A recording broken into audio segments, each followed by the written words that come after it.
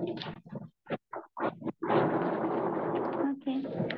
ओम ज्ञानतिमिरान्धस्य ज्ञानाञ्जनशलाकाय चक्षुरुन्मिलितं येन तस्मै श्रीगुरवे नमः। वाञ्छाकल्पतरुभ्यश्च कृपा सिन्धुभ्येव च पतितानां पावनेभ्यो वैष्णवेभ्यो नमो नमः। जय श्री कृष्ण चैतन्य प्रभु नित्यानंद श्री अद्वैत गदाधर शिवासादि गौर भक्तवृंद। हरे कृष्ण कृष्ण कृष्ण हरे हरे, हरे राम राम राम हरे हरे। तो आज का टॉपिक है नागपत्नी की स्तुति, प्रेयर्स बाय नागपत्नी। जब कालिया दमन लीला हुई थी तब नागपत्नी ने अपने पति को बचाने के लिए जो प्रार्थना की थी कृष्णा से, उसी को बोलते हैं नागपत्नी स्तुति। तो हम लोग को सबको पता है कि कालिया ने कैसे यमुना जी के जल को अपवित्र कर दिया था, क्योंकि वो वहां पे अपने पूरे परिवार के साथ वास कर रहा था यमुना जी में। तो इस कारण क्या हुआ था,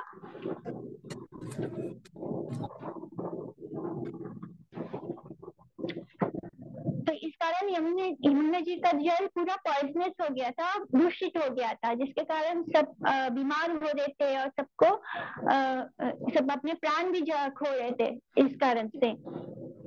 तो भगवान जी ने वहां पे जो लीला की थी कालिया दमन की, उसके बाद क्या हुआ था थोड़ा सा हम देख लेते हैं, वो लीला के बारे में भी जान लेते हैं। कृष्णा जी ने क्या किया था कि वो कदम के पेड़ के वृक्ष से यमुना जी में छलांग लगाते हैं, और कालिया नाग क्या होता है, वो सोचता है कि ये छोटा सा बालक है, जल क्रीड़ा करने आया है, खेलने आया है, जल में खेलने आया है।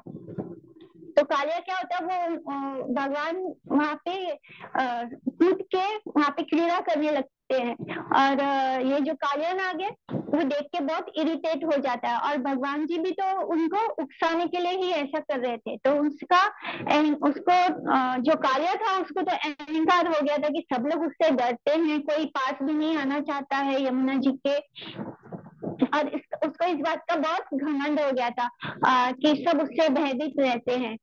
तो लेकिन जब वो देखता है कि कृष्ण जो छोटे से बालक हैं वो कूद के वहां पर क्रीड़ा कर रहे हैं, खेल रहे हैं, यमुना जी में तैर रहे हैं, तो ये देख के वो थोड़ा सा परेशान भी हुआ, और उसको वो सोचता है कि ये कैसे बालक यहाँ पे कैसे आ गया। तो उसको क्या करता है, अपनी केचुली में एकदम दबोच लेता है कृष्ण जी को। और कान्हा तो क्या है, वो जिस रोल में जाते हैं उस रोल को पूरे अच्छे से, उनके जैसा परफेक्ट एक्टर हमें कहीं नहीं मिलेगा। तो कृष्ण एक बच्चे की तरह डरे हुए, सहमे हुए उनके केचुली में बार बार वो उनको नीचे ऊपर करता रहता है, यमुना जी के जल में ऊपर नीचे करता रहता है। और कृष्ण तो ये लीला कर रहे हैं, लेकिन इसको कालिया को ये नहीं पता, वो सोचता है कि ये तो छोटा सा बालक है, और वो उसको कृष्ण को अपने केचुली में बांध के ऊपर नीचे करते रहते हैं यमुना जी में।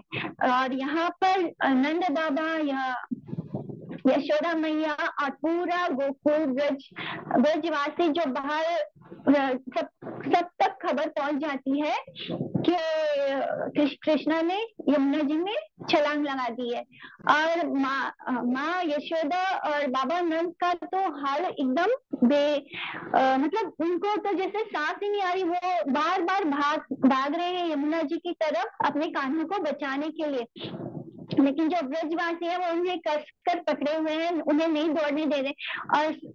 और वो दोनों का हालत एकदम खराब था यहाँ पे, कि ये सोच के कि मेरा छोटा सा बच्चा लला डूब जाएगा और वो कालिया उन्हें मार देगा। तो इस डर के मारे सब ब्रजवासियों का हालत खराब था। कुछ गोपियां अन्य बेहोश हो गई, तो कुछ ने अपने प्राण ही त्याग दिए कृष्ण को उसमें देख के। जब वो कालिया बार बार उन्हें नीचे ले जाता और फिर अचानक ऊपर उछालता और फिर नीचे ले जाता, तो ये देख देख के सबका सांस जैसे ऊपर नीचे हो रहा था। और इस तरह तब कृष्णा अपनी लीला शुरू करते हैं, और फिर वो ऐसे उसको उसके केचुली में से ज्यादा देर तक तो वो नहीं रह पाए, तो क्या करते हैं उसकी एक्सपेंड होना शुरू करते हैं और उससे उसकी केचुली की पकड़ से ढीली हो जाती है। और फिर वो जो नृत्य करते हैं कालिया के फनों पर, उन एक एक कदम कृष्ण का जब वो कूदते हैं तब एक एक कदम जो कालिया के सर पे पड़ता है जोर जोर से, इतना बुरा हालत हो जाता है कालिया का। जो उसके 100 फनों पर कृष्ण एक साथ डांस कर रहे होते हैं, और जो ऊपर में जो देवी देवता है वो सब उनके नृत्य में सहायता करने के लिए वो भी कुछ ना कुछ इंस्ट्रूमेंट बजा रहे होते हैं, जिससे कि कृष्ण को और आनंद आए डांस करने में। तो इतना डांस करते हैं, जितनी बार कृष्ण के ऊपर जंप करते हैं, उनके 100 फनों पर इकट्ठा एक साथ वो डांस कर रहे हैं कृष्णा इतनी तेजी से। और फिर जब खड़े होकर उसके फनों पर वो बंसी भी बजाते हैं, और तब तक डांस करते हैं जब तक कि कालिया खुद भी उल्टियां नहीं करने शुरू कर देता, और वो एकदम हाल उसका बेहाल हो जाता है। जब नाग पत्नी अपने पति को इस बुरे हाल में देखती है, तब उनको लगता है कि बस अब कालिया अपने प्राण त्याग देगा, और उस वक्त वो प्रार्थना करती है कृष्णा से। और जो ये प्रार्थना है इसे नाग पत्नी स्तुति कहा जाता है। तो अब वो कैसे स्तुति करती है कृष्ण की वो हम सुनेंगे। नाग पत्नी ऊचु न्यायो ही दंडा कृता किल दिशा अस्मिन। हे कृष्ण, आपने जो दंड दिया है कालिया नाग को वो सर्वथा उचित है। आखिर आपने इसलिए तो अवतार लिया है ताकि आप ऐसे पापियों का अंत कर सके। आप कभी किसी के साथ भेदभाव नहीं करते। भगवान तो खुद भगवद गीता में भी यही बोलते हैं कि मैं कभी किसी के साथ पार्शियलिटी नहीं करता, मैं कभी किसी के साथ भेदभाव नहीं करता। तो अब नाग पत्नियां भी भगवान जी को ऐसे ही बोल रही है कि भगवान आप कभी किसी के साथ भेदभाव नहीं करते। आप जो कर रहे हैं काली, आप वो बिल्कुल सही कर रहे हैं। आपने इसलिए आप आए हैं ताकि आप अपनी लीला कर पाए। लेकिन यमुना जी ने अपनी लीला कर पाए, लेकिन इस कालिया ने क्या किया, इसने यहाँ पे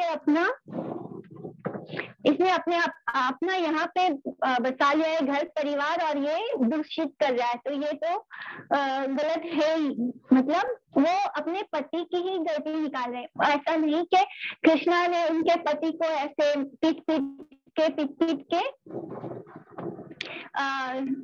कृष्णा ने उनके पति को पीट के हालत खराब कर दिया, वो खून की उल्टी कर रहा है। तो नॉर्मल सिचुएशन में क्या होता है, इंसान के साथ जब कोई कुछ जब बुरा होता है तो क्या करता है, भगवान को दोष देता है, बोलता है कि भगवान तुमने मेरे साथ ऐसा क्यों किया, तुमने ये सब कुछ तुम्हारे वजह से हुआ। वो अपना कर्म नहीं देखता, वो क्या कहता है कि भगवान तुमने ये सब गलत किया मेरे साथ। लेकिन यहाँ पे क्या हो रहा है, कालियानाथ की पत्नियां क्या बोल रही हैं कि भगवान आप कभी किसी के साथ पार्शियलिटी नहीं करते। कालिया इस लायक है कि आप जो कर रहे हैं, वो जो दंड आप उसको दे रहे हैं, कालिया उस लायक है इसलिए आप उसको दंड दे रहे हैं। आप कभी किसी का बुरा नहीं करते। आप जो कर रहे हैं एक्चुअली में ये आपकी कृपा है। अनुग्रह भवता कृतहीनो। जब आप ऐसे पापियों को और क्रूर लोगों को सजा देते हो, तब आप उन्हें उनके सारे पापों से, सिंपल रिएक्शन से मुक्त कर देते हो। मतलब कृष्ण इज सो ऑस्पिशियस, भगवान इतने ऑस्पिशियस है, इतने शुभ है कि अगर वो किसी को सजा भी देते हैं तो उससे उसका भला होता है। जैसे कुरुक्षेत्र में अर्जुन तो मार ही रहा था, भगवान ही उससे सब कुछ कर रहे थे। तो जितने भी लोग कुरुक्षेत्र में मरे थे, फिर चाहे वो कौरव के साइड से हो या पांडवों के साइड से हो, उन सबको मुक्ति प्राप्त हुई थी, क्योंकि वो जब अपने प्राण त्याग रहे थे तब कृष्णा वहां मौजूद थे, और जो कृष्ण के सामने प्राण त्याग रहे थे, इसलिए उन सबको मुक्ति प्राप्त हुई थी।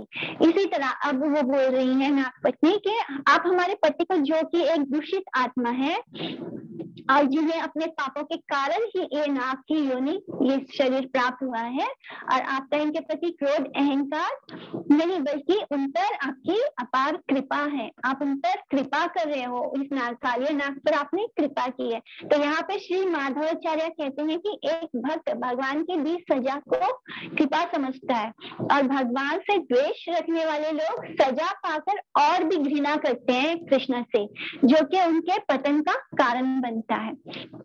हमें ये बात हमेशा याद रखनी चाहिए कि कृष्ण अगर हमारे साथ कुछ कर रहे हैं तो वो बुरे के लिए नहीं, वो हमारे भले के लिए हो रहा है ना। यहाँ पे कालिया को अहंकार हो गया था, बहुत ज्यादा अहंकार हो गया था। वो सोचने लगा था कि सब उससे डरते हैं, सब उससे घबराते हैं, और वो उसने अपना एकाधिकार बना लिया था यमुना जी पे।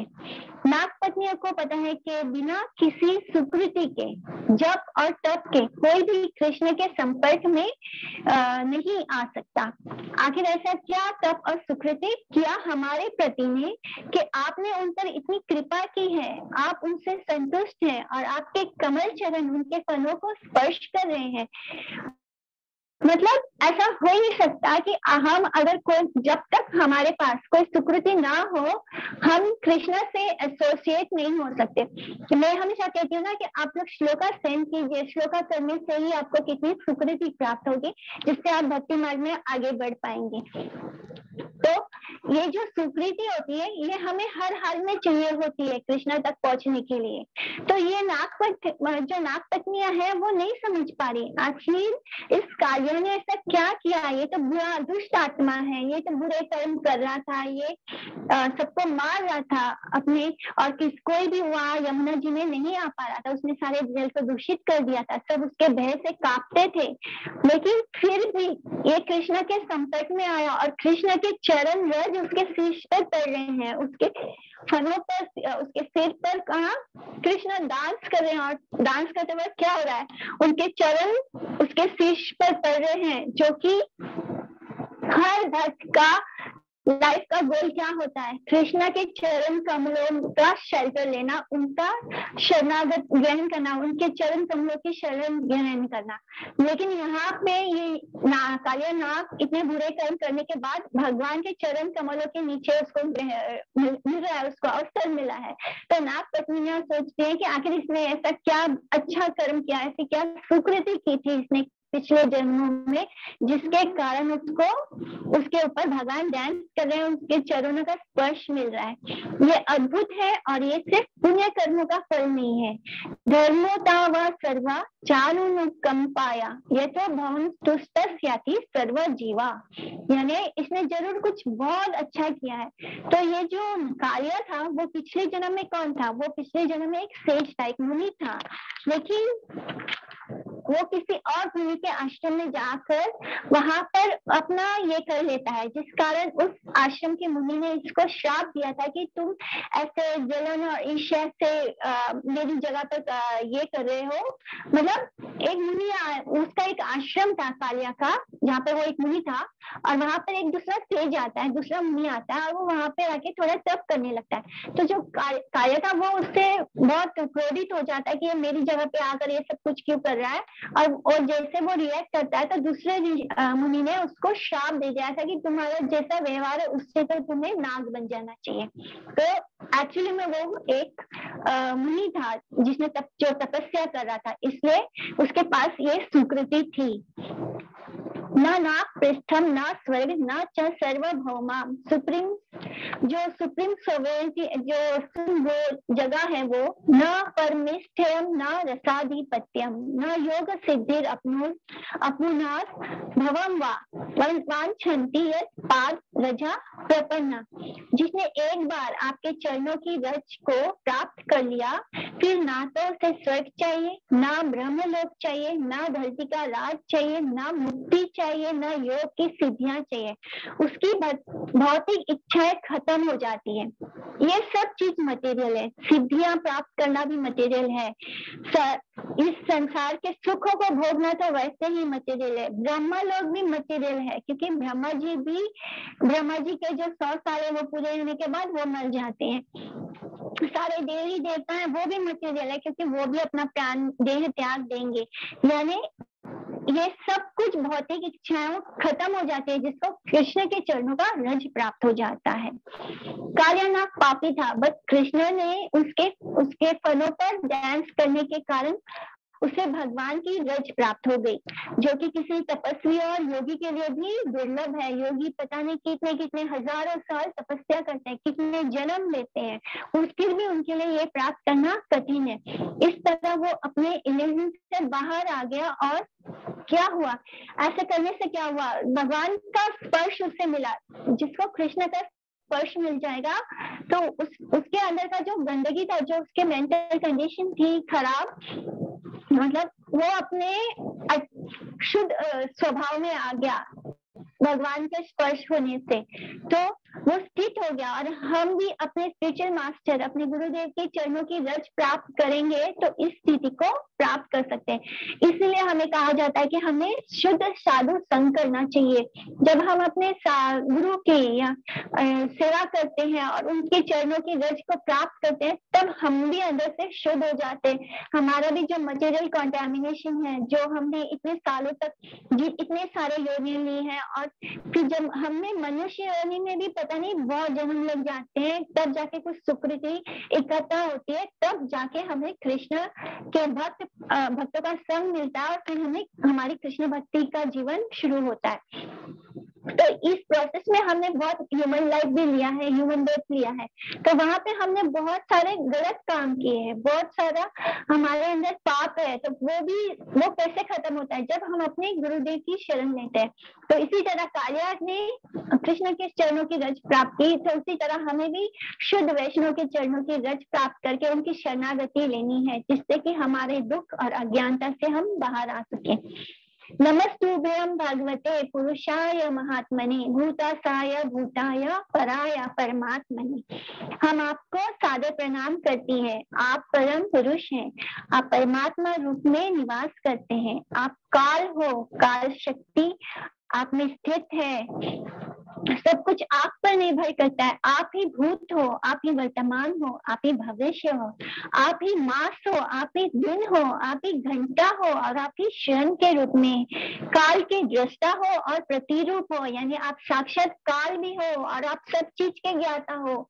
यानी बिकॉज भगवान ही सब कुछ है, भगवान ही मास है, भगवान ही दिन है, भगवान ही घंटा है, भगवान ही क्षण है, और भगवान ही काल है, और भगवान ही काल के दृष्टा भी है। दृष्टा कैसे, वो हमारे हृदय में परमात्मा के रूप में है, और वो सब जानते हैं कि हमने कौन से जन्म में क्या किया था। वो साक्षी है हमारे। तो आप सब कुछ देख सकते हो, आप साक्षात ब्रह्मांड हो। ये ब्रह्मांड के अंदर भगवान जब गर्भवृक्षाय विष्णु हर ब्रह्मांड के अंदर जाते हैं, स्थापित होते हैं, तब जाके इस ब्रह्मांड में जीवन आता है। तो आप साक्षात ब्रह्मांड हो, फिर भी आप ही ब्रह्मांड को बनाने वाले हो। बनाने वाले भी कृष्ण है और चलाने वाले भी कृष्ण है। सब कुछ कृष्ण है, कुछ भी कृष्ण से अलग नहीं है। आप पूरे ब्रह्मांड में व्याप्त हो, बट स्टिल आप उससे अलग हो। अब हम इसको कैसे समझेंगे कि भगवान सब चीज में है, भगवान सब जगह है, लेकिन भगवान सबसे अलग है। जैसे अभी मैं लाइव लेक्चर दे रही हूँ, बाद में आप इसको रिकॉर्डिंग सुनेंगे, तो वो जो रिकॉर्डिंग होगा उस रिकॉर्डिंग में भी मैं हूँ, लेकिन मैं उसमें हूँ, फिर भी मैं उसमें नहीं हूँ। इस तरह अभी मैं हूँ तो ये लाइव हो रहा है, लेकिन जब इसकी रिकॉर्डिंग आएगी और जब आप लोग उसको सुनोगे, तब उस लेक्चर को भी मैंने ही दिया है, उसमें भी मैं हूँ, लेकिन मैं नहीं हूँ। तो इसी तरह भगवान सब जगह है, भगवान की शक्ति से सब कुछ व्याप्त है, लेकिन भगवान सब में होकर भी सबसे अलग है।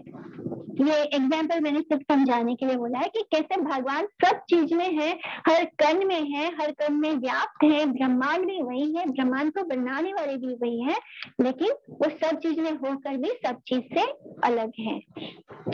आपसे ही सारे शास्त्र और ज्ञान का स्रोत है। आप ही सब शास्त्रों के एविडेंस है, साक्ष्य है, मूल है, और आप हम सबको परम ज्ञान देने वाले परम पुरुष हैं। तो इस तरह वो कृष्णा की स्तुति कर रही है। और यहाँ से हमें पता चल रहा है कि ये जो नाग पत्नियां हैं, ये बहुत ज्ञानी है, इन्हें सब पता है और ये भक्त हैं भगवान के।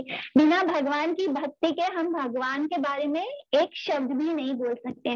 जैसे अभी मैं लेक्चर लेने के पहले हमेशा अपने गुरुदेव को गुरु प्रणाम मन से बोलती हूँ। तो ये मैं क्यों बोलती हूँ, क्योंकि मैं कितना भी ज्ञान इकट्ठा कर लूँ, अगर मैंने अपने गुरुदेव की शरण नहीं ली और उनसे प्रार्थना नहीं की, उनको नहीं याद किया और उनसे कृपा नहीं मांगी, तो मेरे को एक भी शब्द शायद उस मोमेंट पे एक भी शब्द मैं अचानक से भूल सकती हूँ, मुझे याद भी नहीं आएगा। और भगवान की कृपा के बिना मेरे मुख से कुछ शब्द आएगा नहीं। बोलते बोलते बहुत सारी बातें दिमाग में अपने आप आती है। वो कहाँ से आती है? वो गुरु कृपा से आती है।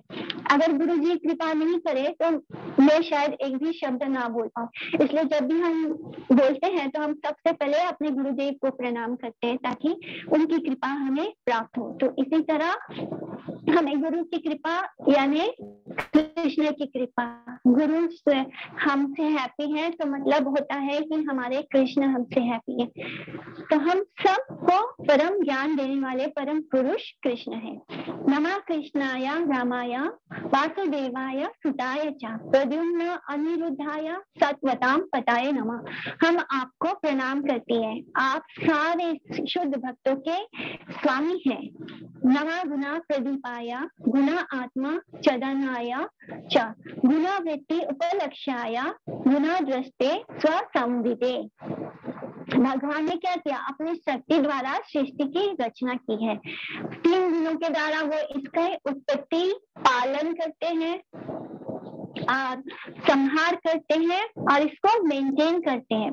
जैसे रजोगुण से इस का क्रिएशन होता है। ब्रह्मा जी जब क्रिएट करते हैं तो वो रजोगुण में होते हैं, तब विष्णु जी इसको मेंटेन करते हैं तब वो सतोगुण में होते हैं, और जब शिव जी इसका विनाश करते हैं तब वो तमोगुण में होते हैं।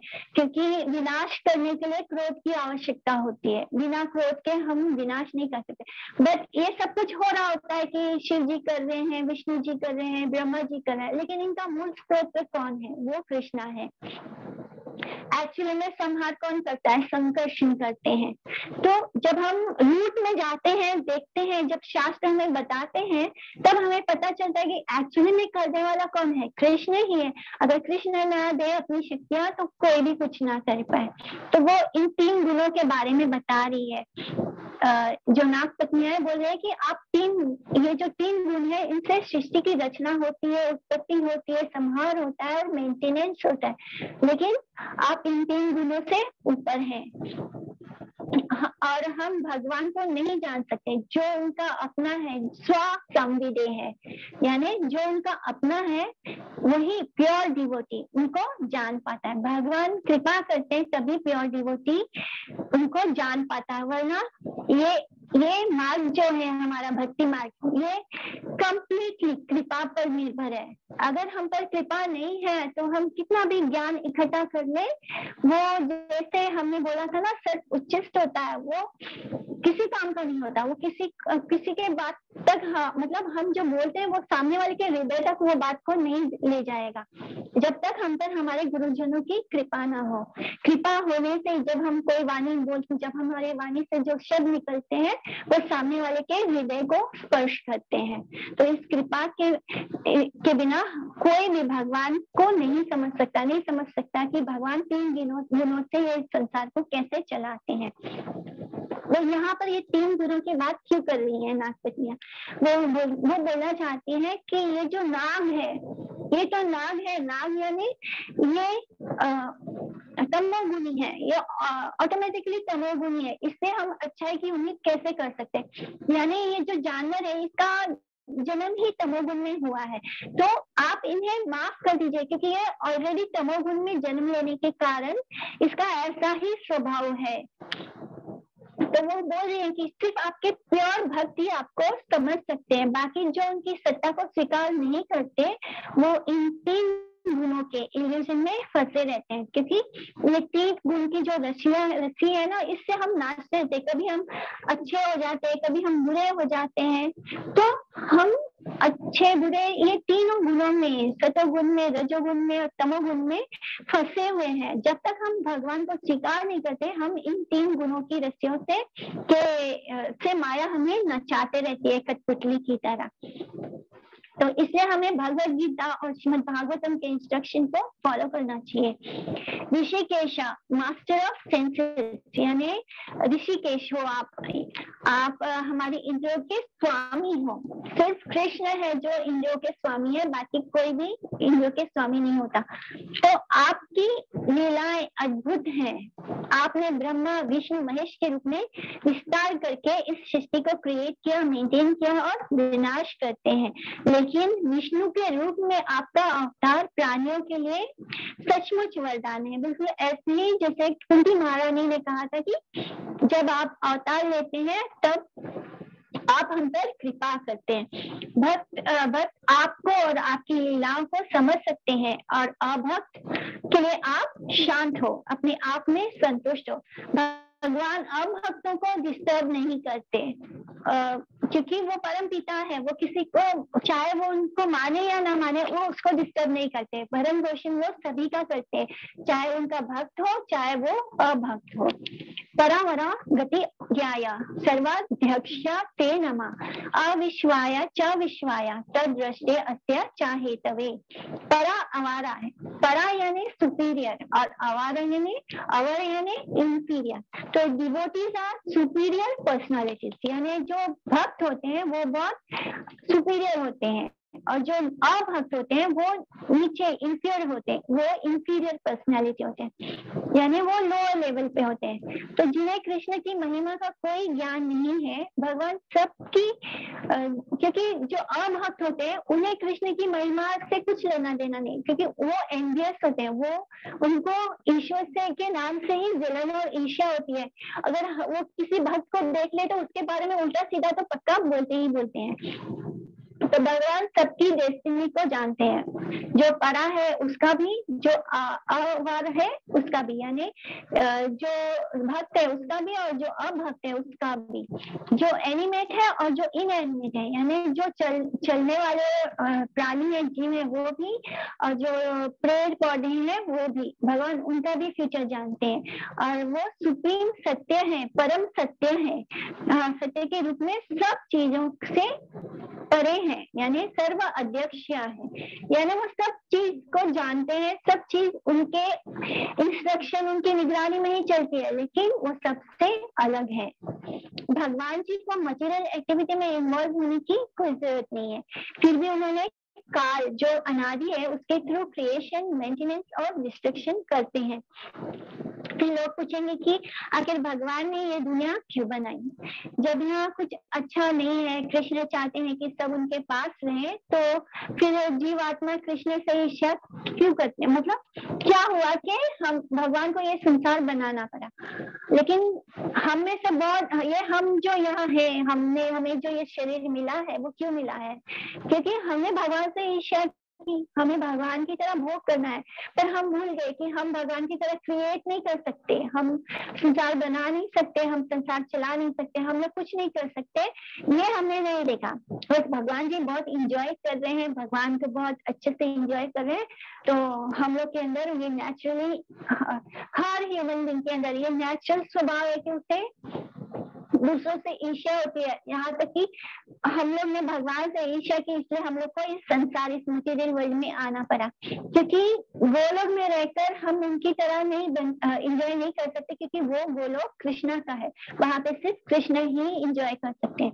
इसलिए भगवान को ये संसार बनाना पड़ा यहाँ पे, ताकि हम लोग के मन में जो इच्छा थी उनकी तरह एंजॉय करने के, तो 84 लाख योनि बनाया उन्होंने, ताकि जो जो इच्छा है, जो जो इच्छाएं हैं हमारे अंदर भोगने की, वो इन 84 लाख योनियों में जा जाकर हम उसको भोग सकें। तो इसलिए भगवान ने ये संसार बनाया।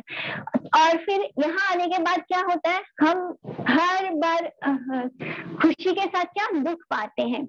जानवर भी कुछ खाने के लिए भी उन्हें हर पल डर रहता है कि कहीं कोई उनको हमला न कर दे, उन्हें मार ना दे। तो हर सुख के साथ यहाँ पे दुख आता है। तो ये जो माया देवी हमें मारते रहती है, वो क्यों मारती है? क्योंकि वो हमें सजा नहीं देना चाहती है। वो बताती है कि हम भगवान को भूल गए हैं, तो वो हमें ये याद दिलाना चाहते हैं कि हमें भगवान कृष्ण के पास वापस जाना है। इसलिए वो हमें इतने डंडे मारते रहती है। संसार में हमें हर सुख के साथ इतना दुख मिलता है, ताकि हमें याद आ सके कि हम भगवान को भूल गए हैं। अगर हम ये याद रखते, हम अपने स्वरूप को याद रखते कि हम उनके नित्य दास हैं, तो हमें यहाँ इस शरीर में नहीं आना पड़ता और इस तरह भयभीत होकर जीवन नहीं यापन करना पड़ता, इस तरह एंजाइटी में नहीं रहना पड़ता।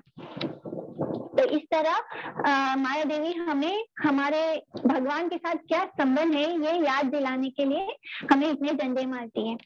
तो यहाँ पर नागपत्नियां बोल रही है कि आपके भक्त आपको बहुत प्रिय हैं और उनकी रक्षा हेतु ही आप इस वक्त यहाँ हैं। भगवान ये लीला क्यों किए थे कालिया नाग की? क्योंकि वो अपने ब्रजवासियों की रक्षा करना चाहते थे, इसलिए वो ये लीला कर रहे थे। नाग के फनों पर उन्होंने ये नृत्य किया। भगवान हर चीज को बहुत ही सुंदर और मधुर बना देते हैं। कालिया नाग का दमन करना था उन्हें, लेकिन उन्होंने उसे कितना मधुर कर दिया कि उन्होंने नृत्य किया उसके ऊपर। अपराध सकृत भर्त्रा सोदव्य स्व प्रजा कृता शांतुम अर्हसि संतात्मा मुधस्य त्वम अजानता। आपके सत्य को न जानने के कारण हमारे पति ने ये अपराध किया है। आप संत आत्मा हो, आप सुप्रीम पीसफुल सोल हो, आप शांत आत्मा हो। प्लीज एक बार अपने बच्चे के ऑफेंस को क्षमा कर दीजिए, बिकॉज भगवान जो है वो परम पिता है और जितने भी जीवात्माएं सब उनके पुत्र हैं, पुत्रियां हैं। तो वो बोलते हैं कि आपने ये तो गलत है, ये नाग जो है ये गलत है, वो उसकी गलतियों को स्वीकार कर रही है। वो नहीं बोल रहे कि हमारे पति बहुत अच्छे हैं, वो बोल रहे कि हाँ ये तो गलत है, ये तमोगुनी है, इसने बहुत गलत काम भी किए हैं, लेकिन ये जीव भी आपका पुत्र है, तो आप इसके ऑफेंस को, आप इसकी गलतियों को क्षमा कर दीजिए।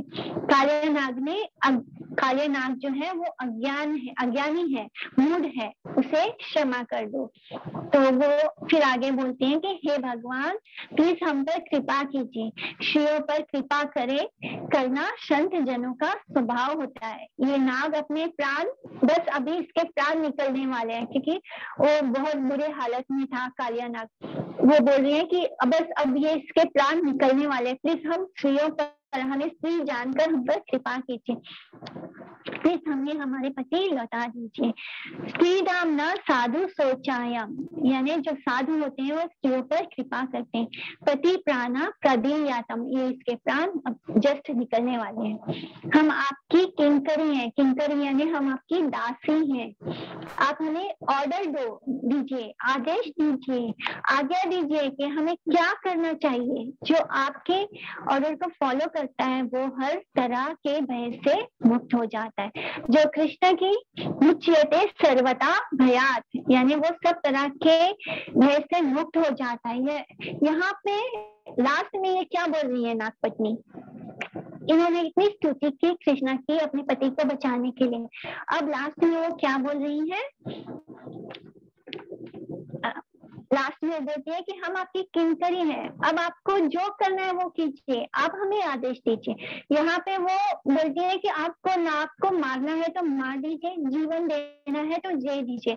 यानी वो पूरी तरह से भगवान को सरेंडर हो जाती है। उन्हें अब इस बात का भय नहीं कि आगे क्या होगा, क्योंकि उन्हें ये इस बात की पूरा ये है, कॉन्फिडेंस है भगवान पर कि जो कृष्णा करेंगे वही सही होगा। तो वो बहुत सुंदर तरीके से बोल रहे हैं कि हम आपकी किंकरी हैं, यानी हम सबको ये स्वीकार करना है कि हाँ भगवान हम आपके दास हैं, आपकी दासियां हैं, और आप जो बोलेंगे हम वो करेंगे, आप जो आज्ञा देंगे हम वो फॉलो करेंगे। भगवान को फॉलो करने में ही हमारे जीवन का परम गोल है, परम लक्ष्य है। तो जब ये प्रार्थना, ये स्तुति खत्म होती है, तब कृष्ण के चेहरे पे एक बहुत अच्छा सुंदर सा स्माइल होता है और उनका हृदय उनकी प्रार्थनाओं से बहुत करुणा से भर चुका होता है। और फिर वो बोलते हैं, कृष्ण बोलते हैं कि आप सब, ये जो मैं बहुत क्रोध में था, मैं मुझे बहुत क्रोध था, लेकिन तुम सबने जो इतनी सुंदर प्रार्थना की है, तुम सबकी बातें सुनने के बाद मैं इस कालिया को छोड़ देता हूँ, मैं इसे नहीं मारूंगा। और फिर बोलते हैं कृष्ण कि तुम सब इसे लेकर रमना का द्वीप में चले जाओ। कालिया ने रमना का द्वीप कालिया को छोड़ना पड़ा था। क्यों? क्योंकि जो गरुड़ था वो वहां पे, गरुड़ जो होता है वो नाग का ही होता है और नाग को उससे भय होता है, तो गरुड़ के कारण नाग को रमना का द्वीप छोड़ना पड़ा था, जिसके कारण वो आके यमुना जी में रह रहा था। तो अब कृष्णा बोलते हैं कि अब इस कालिया को गरुड़ से डरने की कोई जरूरत नहीं, क्योंकि इसके जो फन है, इसके फन पर मेरे जो चरण है उसके निशान बन गए हैं, जिसके कारण गरुड़ अब उसका कुछ भी नहीं बिगाड़ सकता। गरुड़ के कारण कालिया को या उसकी पूरी फैमिली को भयभीत होने की अब कोई आवश्यकता नहीं है, क्योंकि गरुड़ जब मेरे चरणों के निशान देखेगा कालिया के फनों पर, तो कभी कालिया को कोई परेशान नहीं करेगा, कोई नुकसान नहीं पहुंचाएगा।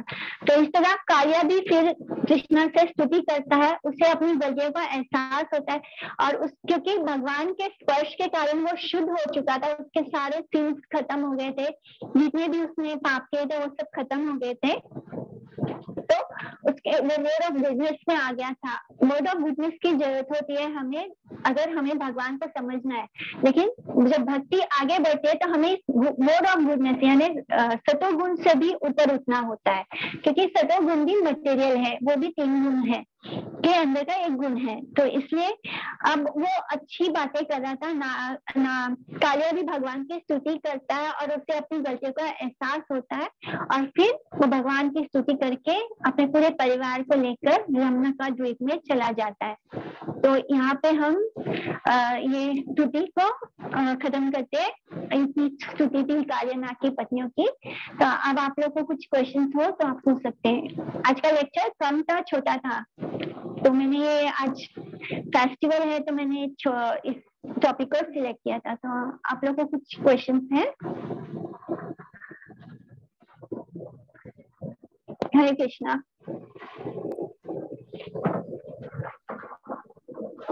हरे कृष्णा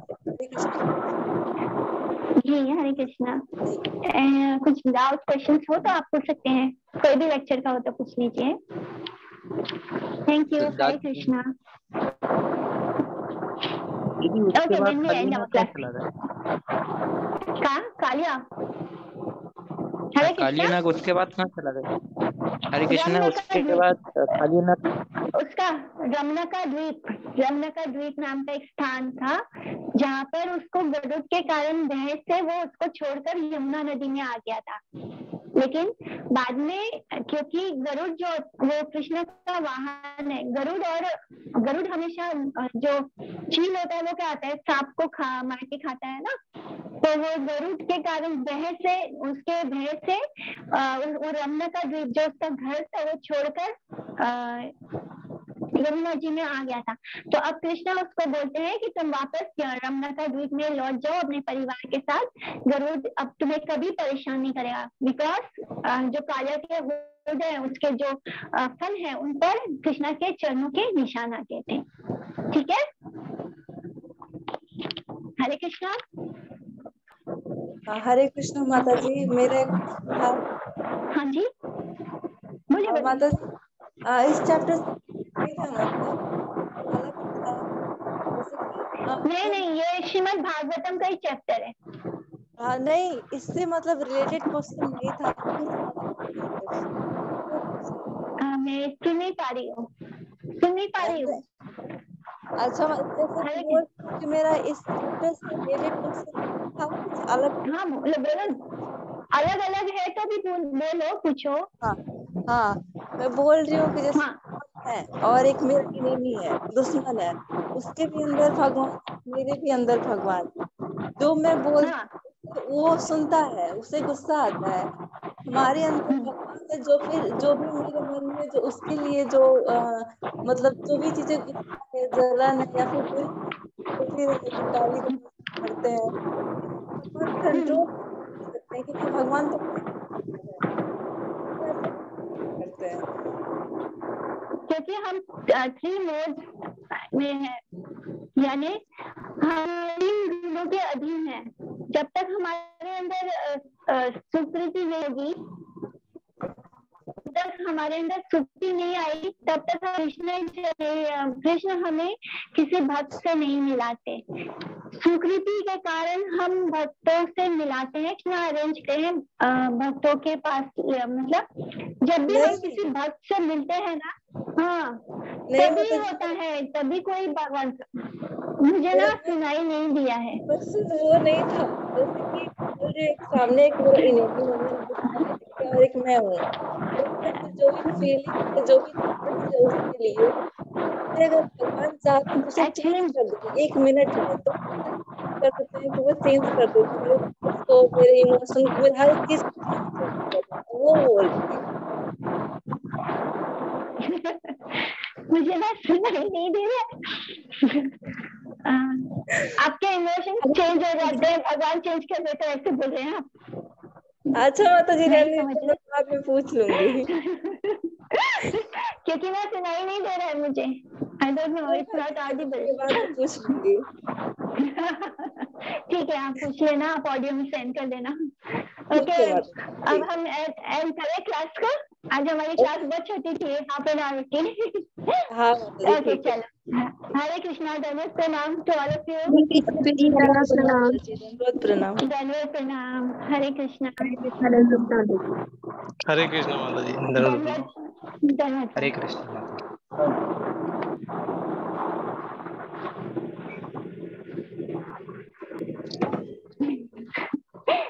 खत्म हो गई दीक्षा।